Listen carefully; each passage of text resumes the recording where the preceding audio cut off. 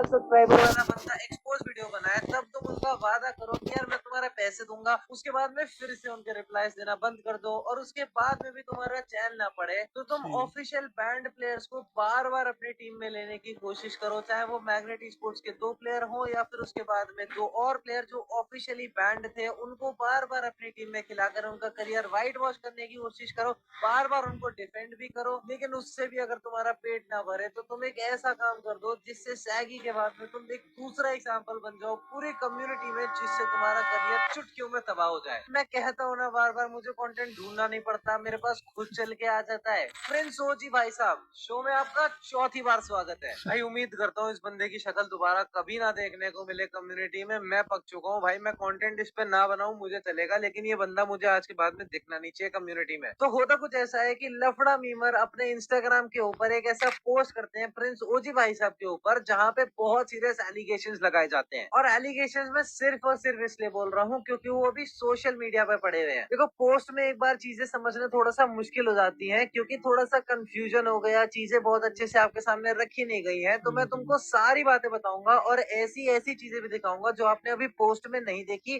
और देखने के बाद तुम्हारा दिमाग खराब भी होगा, लेकिन तुम देखने से रोक भी नहीं पाओगे खुद को। तो बेसिकली एक सबसे बड़ा कंफ्यूजन इस चीज को लेके हो रहा था कि यार ये जो पोस्ट किया है लफड़ा मीमर ने, उसमें चैट किसकी है और कन्फेशन किसका है। यहाँ पे जो चैट आपको आगे दिखाई गई है वो एक 18 साल की लड़की के साथ में है, जिसके बारे में मैंने पहले भी बात करी थी कि प्रिंस भैया बहुत सी तरीके से बातें करते हैं लड़कियों से, और अगर वो नहीं सुधरेंगे तो एक दिन बहुत बुरा फंसेंगे। तो ये चैट्स है वो जिस तरीके की ये बातें किया करते हैं लड़कियों से, और ये जो तुम चैट देख रहे हो वो है 14 साल की लड़की के साथ में, जिसका केस हम आगे अच्छे से डिस्कस करेंगे और तुम सामने से देख सकते हो भैया क्या मांग रहे थे। अब मेन मुद्दे पे जाने से पहले मैं तुमको दिखा देता हूँ कि हमारे प्रिंस भैया अपनी पर्सनल आईडी से किस तरीके की बातें किया करते थे। 18 साल की सामने से वो लड़की है जो बात कर रही है, इनको एज पता है, ये भी अपनी एज बता दी है। लड़की सामने से कह रही है आई वुड पास, बट इनको लग रहा होगा ये आईडी पास, ये कस्टम की आईडी पास की बात कर रहे हैं, तो ये समझ नहीं पाएंगे यार मीत भैया बहुत ज्यादा हमारे इनोसेंट है यार, कोई दिक्कत नहीं है। लड़की सामने से पूरा बोल रही है, उसके बाद में भी उससे क्वेश्चन कर रहे हैं कि क्या मैटर करता है साइज या फिर स्टैमिना। वो लड़की स्किप कर रही है क्वेश्चन, वो बोल रही है कि मैं कंफर्टेबल नहीं हूँ, तो भी बस लगे पड़े रहते हैं यार। और ट्राई करो कि तुम क्वेश्चन स्किप ना करो, मेरे से मुझे कैसे मैं कंफर्टेबल और क्वेश्चन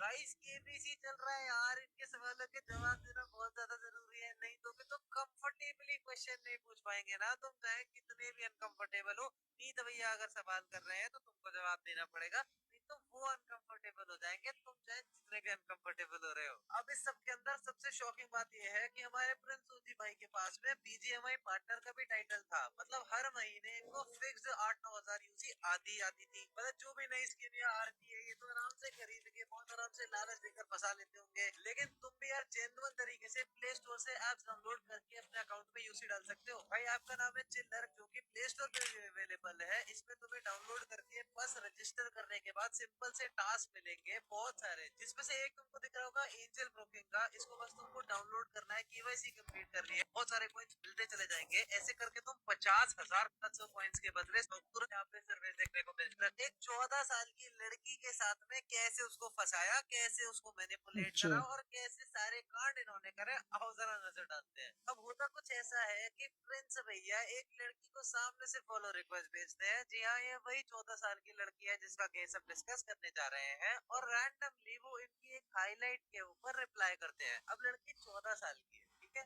9th क्लास में पढ़ने वाली लड़की है, उसको अगर कोई पॉपुलर बंदा ऐसे रिएक्ट करेगा तो ऑब्वियसली वो भी एक्साइट होगी। एंड लीगली कोर्ट भी 18 साल से नीचे का कोई भी इंसान होता है उसको अंडर एडल्ट ही ट्रीट करते हैं, उनका कोई ओपिनियन, उनका कोई वोट भी कंसिडर नहीं किया जाता है। तो ऑब्वियसली अगर कोई 18 साल से नीचे की लड़की है, मैं लड़की भी नहीं बोलूंगा भाई, 14 साल की बच्ची है, उससे तुम खुद दुगनी एज के होते हुए 26 साल में तुम अपनी एज बता रहे हो, 26 साल के खुद होते हुए अगर तुम किसी बच्ची को फंसा रहे हो, उसको होटल में लेके जा रहे हो, उसको ऐसे मैनिपुलेट कर रहे हो, तो तुमसे 2 कौड़ी का लीचड़ इंसान नहीं है पूरी कम्युनिटी में। मैं कम्युनिटी में भी नहीं कहूंगा यार, तुमको एग्जिस्ट ही नहीं करना चाहिए हमारी सोसाइटी में, you should be put behind the bars. Reason नहीं क्योंकि लड़की यहाँ पे खुश हो जाती है, बोलती है आई शुड फील लकी, तो this guy reply to my highlight, तो भैया को दिख जाता है उनका अगला शिकार, इनको दिखता है अपना शिकार की लड़की थोड़ी सी एक्साइटेड है, उसको फंसाने की कोशिश करता हूँ, फिर चाहे उसकी उम्र कुछ भी हो तो ये सीधा उससे अपनी स्नैपचैट मांग लेते हैं। और ये क्यों मांगते हैं स्नैपचैट हर लड़की से, उसका रीजन तुम्हें 1-2 मिनट में पता लग जाएगा, बट फिलहाल के लिए तो ये कहानी बताते हैं कि बात करने के लिए चाहिए, क्योंकि यहाँ कंफर्टेबल नहीं है ये बात करने के लिए। यहाँ से स्नैपचैट पे ऐड होते हैं, स्नैपचैट से व्हाट्सएप नंबर पे ऐड होते हैं और ये उसको फंसा लेते हैं, लड़की के साथ रिलेशनशिप में आ जाते हैं। जी हाँ, 14 साल की बच्ची के साथ में एक 26 साल का आदमी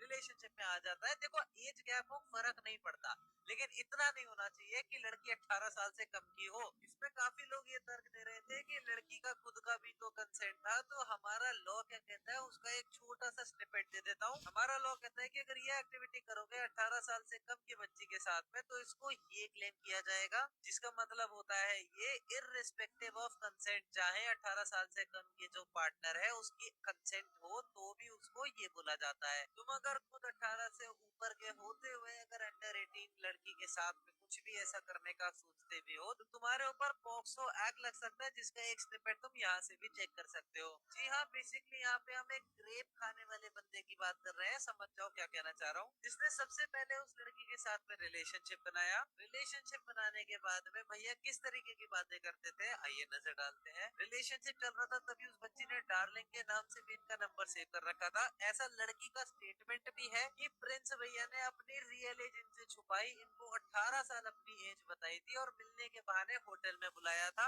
मैं कुछ भी इसमें क्लेम नहीं कर रहा हूँ, ऐसा उस लड़की का स्टेटमेंट है, जो कि मैं वीडियो के डिस्क्रिप्शन में जिसका लिंक लगा दूंगा। एक स्निपेट इसका ये है कि लड़की सामने से अपने एक दोस्त के चैट का स्क्रीनशॉट भेजती है, जहाँ पे उस बंदे ने लिमिट रीच होने पे उसका आईडी पासवर्ड ले रखा था। तो प्रिंस भैया पूछते हैं ये क्या सीन है, तो लड़की बोलती है फ्रेंड पे अकाउंट है मेरा, मेरे को आज याद आया। और लड़की ने यहाँ पे लिख रखा था ये भी कोई पूछने वाली बात है। तो ये 26 साल का आदमी उस 14 साल की बच्ची के दोस्त से ऐसे जेलस होता है कि सामने से बोलता है बड़ा प्यार आ रहा है, ये भी कोई पूछने की बात है। तो उसके बदले में बोलते हैं कि यार उस बंदे के पास में आईडी पासवर्ड है तो मेरे पास में ये तो होने चाहिए है। वो 14 साल की बच्ची बोलती है इन रियल लाइफ मिल रहे हो ना, तो उसकी क्या जरूरत है। तो ये 26 साल का शादी की लायक एज वाला आदमी बोलता है बस जो बोला उतना करो, बकचोदी नहीं। उसके पास आईडी है, मेरे पास ये, तभी इनके लिए जस्टिस होगा। वो बच्ची थोड़ी अनकंफर्टेबल उसके बाद में भी थी, तभी वो डायरेक्टली नहीं बोल पा रही है, वो इनडायरेक्टली बोल रही है। उसपे भी वो बोलती है बीजीएमआई की आईडी है, बस तो भी कहते हैं भेजो भेजो, हश अब मुझे सही नहीं लग रहा ये। तो लड़की बोलती है यार चलो मिल रहे हैं रियल लाइफ में तो क्लिक कर लेना खुद। तो बोलते हैं अच्छा ये वाली वीडियोस ठीक है। वो लड़की मना करती है तो फिर से उस पे ये बंदा पॉइंट करके दोबारा से पूछता है ये वाली वीडियोस। उस पे लड़की फिर भी बोल देती है यार चलो मिलके तुम फोटो क्लिक कर लेना। तो वो कहता है नहीं नहीं नहीं, मैं तो वीडियो बनाऊंगा मिलके, या तो अभी तुम बना लो जैसा तुम्हें ठीक लगे, या तो मैं वीडियो बनाऊंगा या फिर यहाँ पे अभी सिर्फ ये भेज दो, तुम्हारी चॉइस है। जिसपे लड़की फिर से उसको घुमाती है, बोलती है घर जाके भेजती हूँ। तो यहाँ पे बात थोड़ी सी दब जाती है। और अब तुम्हें समझ में आएगा हर लड़की से स्नैपचैट क्यों मांगते थे, क्योंकि इस बच्ची से भी है यहाँ पे बोल रहे हैं मुझे भी दो कुछ सेक्सी स्नैप्स वन टाइम में, क्योंकि प्राइवेसी ज्यादा होती है। अब फाइनली मौका आता है जब प्रिंस भैया उनसे मिलने जाने वाले होते हैं। तो इसके लिए क्या होगा, कोई भी होटल अलाउ तो करेगा नहीं इनका। तो ऐसा लड़की का स्टेटमेंट है कि प्रिंस ओजी भैया ने उनका आधार कार्ड लिया जिसपे 14 साल की एज थी, मतलब 2010 की पैदाइश है वो बच्ची। उस बच्ची का आधार कार्ड एडिट करवाया, उसमें किसी और लड़की का नाम लिखवाया, एज उसकी 18 साल दिखाई। उसके बाद उसको होटल में लेके गए। उस होटल के रिसेप्शन की पिक भी है, ये छपरी कपड़े देखकर भी तुम समझ गए होगे प्रिंस ओजी भैया ये हमारे। अब उसके आगे क्या हुआ वो तुम भी समझ चुके होगे। उसके मैं कुछ कुछ फोटोज आपको दिखा देता हूँ।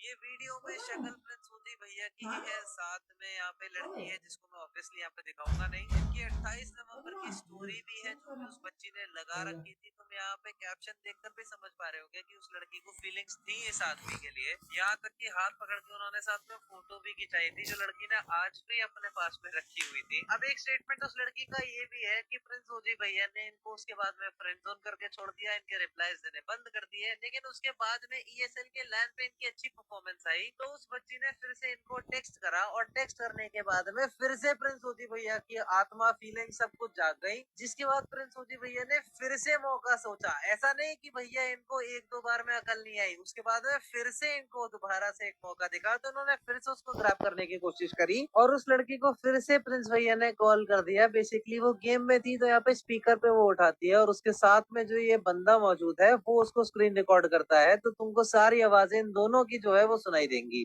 थोड़ी देर चले आना। नहीं नहीं नहीं, नोएडा में हूँ मैं।